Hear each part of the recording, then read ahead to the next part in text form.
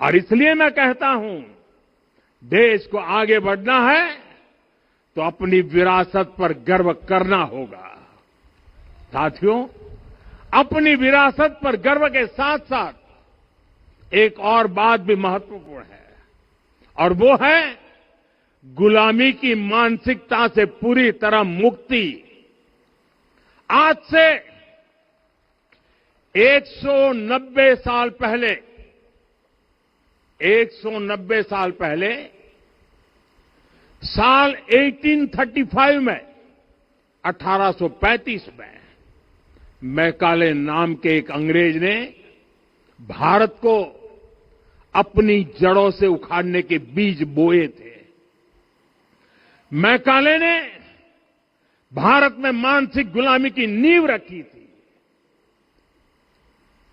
10 साल बाद यानी 2035 में उस अपवित्र घटना को 200 वर्ष पूरे हो रहे हैं।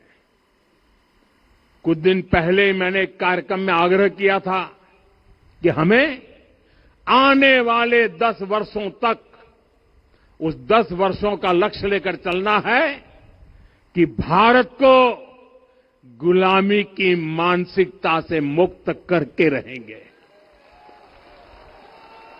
साथियों, सबसे बड़ा दुर्भाग्य यह है कि मैकाले ने जो कुछ सोचा था उसका प्रभाव कहीं व्यापक हुआ।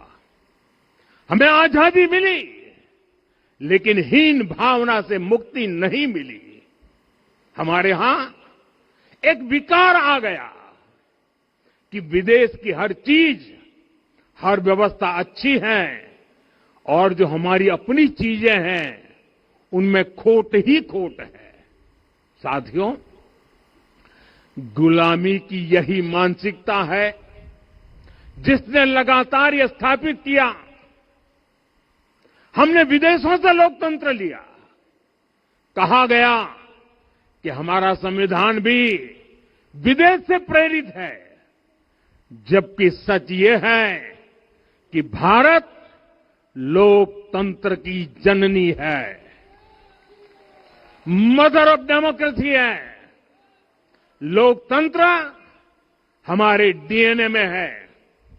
साथियों, अगर आप तमिलनाडु जाएंगे तो तमिलनाडु के उत्तरी हिस्से में उत्तीर मेरूर गांव है।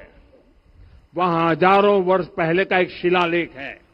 उसमें बताया गया है कि उस कालखंड में भी कैसे लोकतांत्रिक तरीके से शासन व्यवस्था चलती थी।